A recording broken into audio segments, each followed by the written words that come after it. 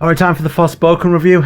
You may have heard a bunch of things about this game, and I'm here to tell you they're all true. Okay, look, firstly, I just want to say thank you to Square Enix for the review code. As a smaller YouTuber, you know, it's nice to sort of be reached out to and get a code and, you know, get access to a game to review it. It doesn't happen much for someone of my size, so it's great when it does. Especially when it's a game you kind of secretly had high hopes for. Well, I did until I played the demo, and I think the demo raised a few issues for me. I did a preview of the demo, and I thought there were some positives there. I did feel the game was geared towards a certain demographic. That isn't me, surprise, surprise. And I left the preview at that. When I got offered the review code, I thought, okay, let me sit down and actually play this game. Let me review it. And, you know, when I got the review code, I thought, okay, let me sit down and play it. Let me see if the demo was, you know, a bad representation of the full product, or maybe it's worse. And I'm sorry to report it's worse. Really, other than sending me a review code and the game having cool parkour, there's not much to write home about Forspoken.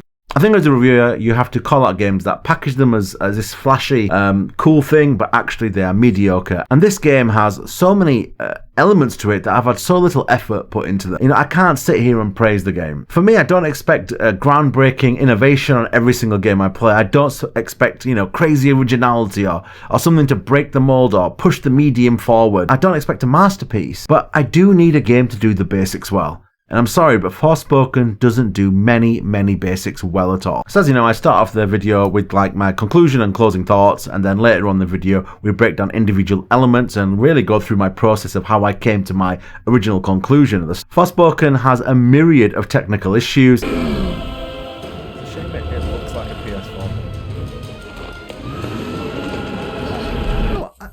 I know this is going to sound really silly. 1 second. It is the PS5 version I'm playing, right?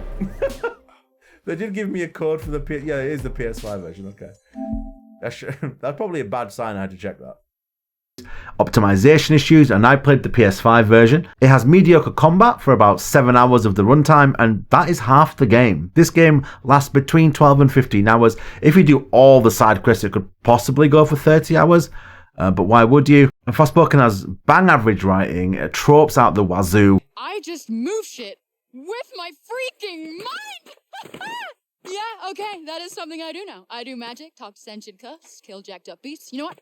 I'll probably fly next. Now you're just being ridiculous. Oh, that's too far. Good to know there's a line. If you could just master these new abilities, with my help, of course. Did you not just see me take out that gnarly beast? Oh, bring it, you mangled monsters.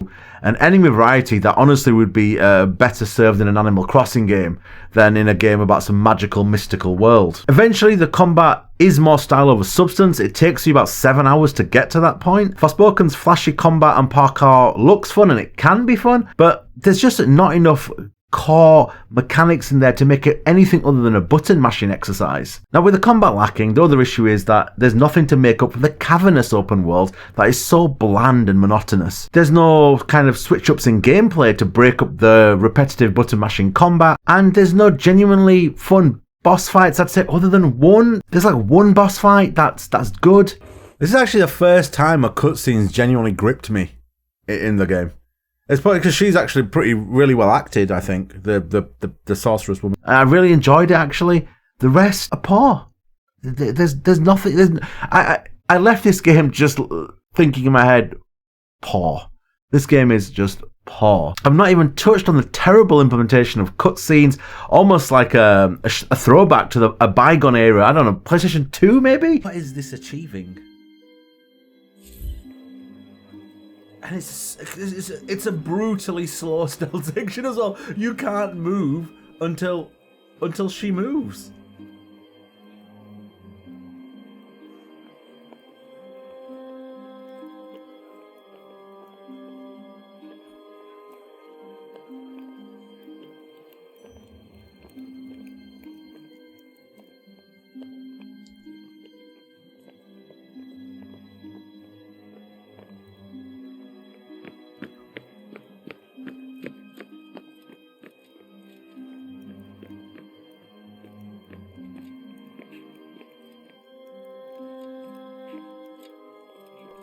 Why are they making you watch this? What is this? You are safe now. Thanks. We are close to where I live. What? Come, I have food. Where the cutscenes have this jarring, like, stilted animation where they begin, and then you have the animation, and then a jarring, like, cut to black when it ends, and then you'll have like a 5-second piece of gameplay where you like walk, and then another cutscene will start the same way and end the same way. It's crazy. The beginning of the game is one of the worst beginnings of the game I've ever experienced. It's almost as if they didn't want you to get to the end of the game. They wanted you to put down the game after the first 3 hours. So here's the thing, man. If you've got a new IP, right, and you've got a new character, and okay, you've decided to go in this direction with her, you can't start a game like this with a... Why is there a stealth section at the start of this game? I thought the beginning of the game was awful. Honestly, awful. It's almost as if the cutscene stroke, like bits between the cutscenes, were designed by a suit on a beach somewhere who's never actually experienced a modern video game. He's probably reading it on a script and thinking, yeah, this is great. But to actually experience it and play it, it's not good. There's like moments in this game that feel like there should be a cutscene, and then there's cutscenes that you feel like you should be playing those cutscenes. It's all wrong. It's just all wrong. Now I'm just gonna give you a basic example. This is super early on in the game, and by the way, these cutscenes is not one of them, or 2 of them, or 5 of them, or 10 of them. There's like 30, 40, maybe 50 like cutscenes like this. Daughter of Robian and Callista Keen. Well, I'm Frey Holland, daughter of who the F knows. I don't know how to respond. It's okay. It's bonkers. Okay, so as I said, the example at the beginning of the game. There's a moment at the beginning of the game where like you're in a jail cell and you wake up. Now the game forces the player to like examine a window in the jail cell. You're told that the window's too small to get through, and then you come back and you walk to a door and you examine the door, and you're told in a cutscene the door is locked. Once that's done, another cutscene begins. It's honestly, it's mind-numbing. The first 3 hours of this game are mind-numbing. There's so many poor implementation decisions when it comes to cutscenes. Are you serious? Are you crazy? Gotta find Homer Okay, first. you literally want to find... Okay. Homer! Come on, baby! Come on, kitty cat. Homer! Oh, holy shit. Okay, we gotta get out of here, now! I've got to update my way in. No! A bag of cash. Well, that's just dumb. You pick up the... That's just stupid, bro. Why would you not pick up the bag of cash? Use a one-handed bag of cash. That's just... What? You... Fuck the bag! Window it is. What? That's so dumb. Why did they even put that in the game? That's just stupid. There were so many better ways to do that. What the fuck? When it comes to the absolute... I'm trying to think of the right word here. The absolute truckload of information, lore, and story dumped on the player via reams of text or cutscenes or exposition. Oh, it just feels like to me the developers were happy just to throw information at the player and just let the player just deal with it in any which way they wanted to. They didn't want to finesse any of these points. They didn't want to really mold the story to the player or to the experience. It all just felt lazy. The implementation of this game feels lazy, and we shouldn't be standing for it. We can't be saying this is a good game. Because they're saying this is a good game, you're letting developers push out this stuff. We're going to be stuck with games like this. This is not okay. Pacing of the games are all over the shop. The flow of the games all over the shop, which is ironic considering the game's about like having this crazy water like parkour where you're just flowing all over this open world. And because of the pacing issues, because of the cutscenes, because of the way you are forced to walk through so many of these story beats, you can't run. It honestly just feels like an absolute throwback to not even the last gen, but maybe even the generation before that. At the end of the day, Forspoken attempts to bring together Square Enix's JRPG, Final Fantasy roots, blend them with a Western protagonist and Western storytelling, and you know what? It just doesn't work. It just doesn't fit. It's almost... For the whole run through is jarring. I can think of about 3 moments in this game where I thought, oh, okay, that's pretty good. We might be onto something. And then pretty quickly, it's like, nope, we're just going to throw a bunch of really crappy mechanics at you and just let you deal with them and just button mash your way through. If I sound frustrated with the game, it's because I've just spent the last 3 days pumping about 15 hours into Forspoken, and I couldn't wait for it to be over. We're going to break this down in further detail now in the review, but concluding thoughts, this is a poor game. It is in no way on planet Earth is this game worth £70 or $80 or whatever people are paying for games right now, especially when there's a ton of games coming out in the next couple of months. I think you'd be insane to spend that money on this game. And really, I don't think they deserve your money for this game. It is not a well-implemented game. It may look good, and again, it probably looks good when you cut it down into highlights and put it up on TikTok or something, but to play, you know, on the thumbnail, I was going to say average as it gets, but actually, I think it's worse than average. I do. I really do. I mean, just hold on a second, man. We're going to sneak up behind her with her guards looking directly at us.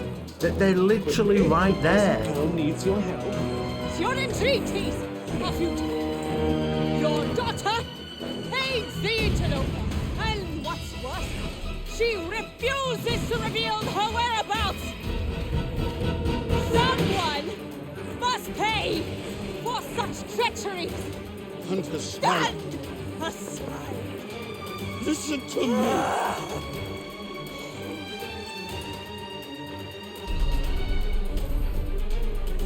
He's right there.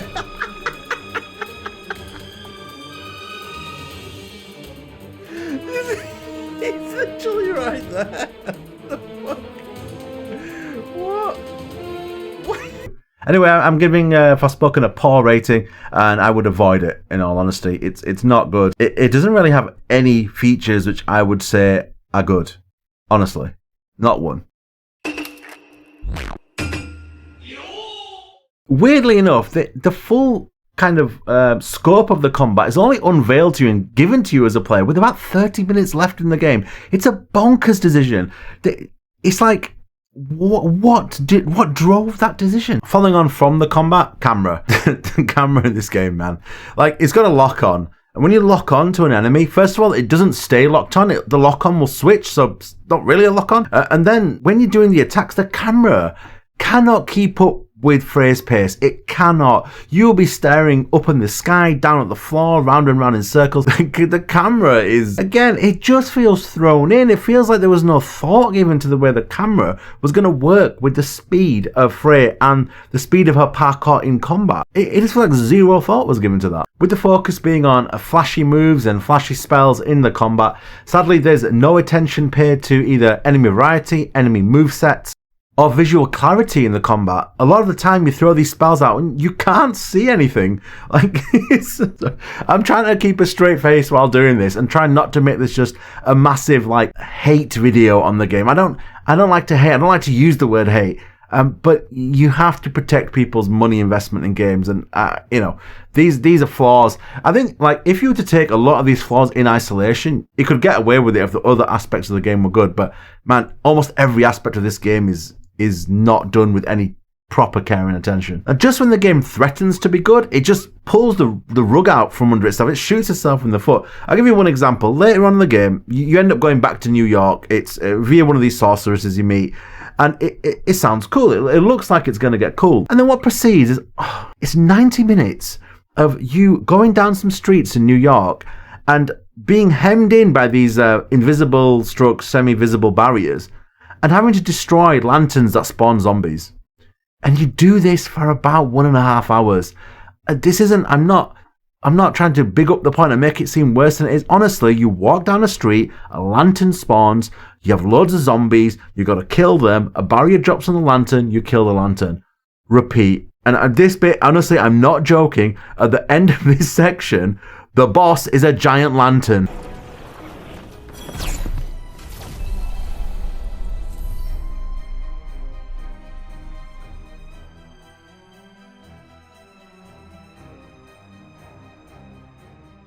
Wow. That lantern doesn't move, it sits in the middle of the room, and guess what? It spawns zombies. Like, fuck that. I also... Oh no! More lanterns! Oh!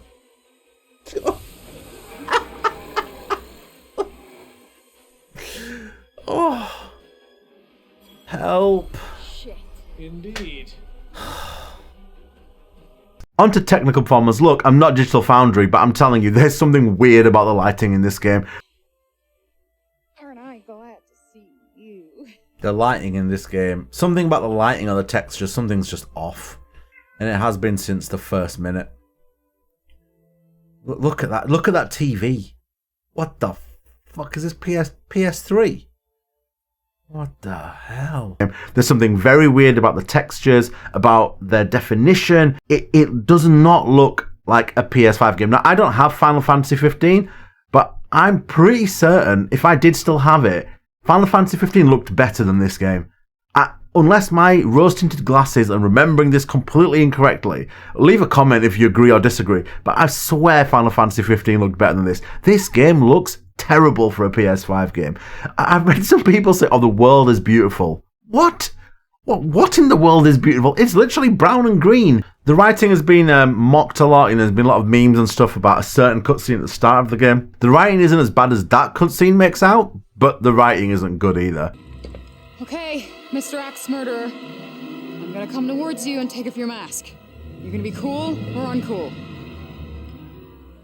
Okay, it looks like we're going with uncool.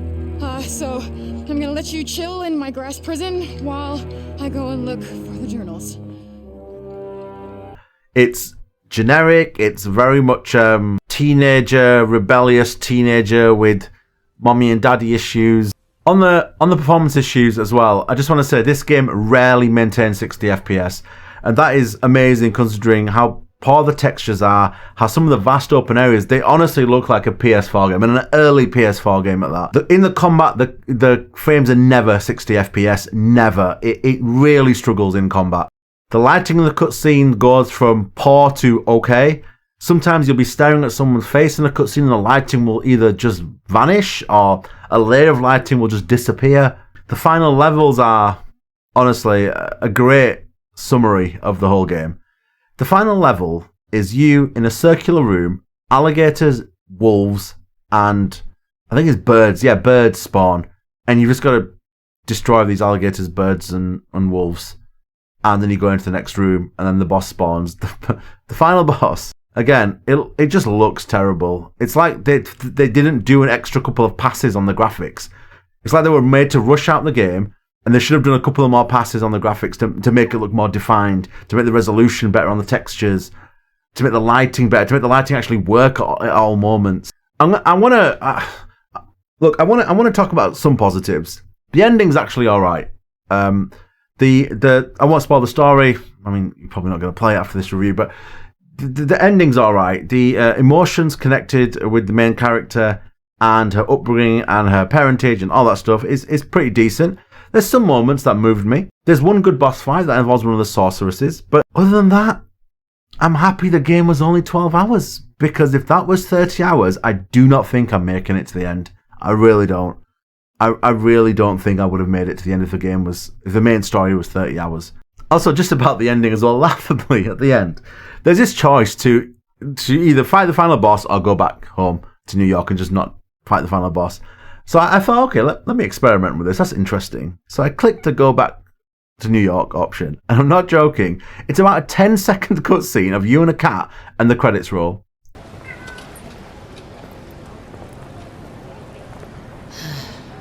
Where do we go now?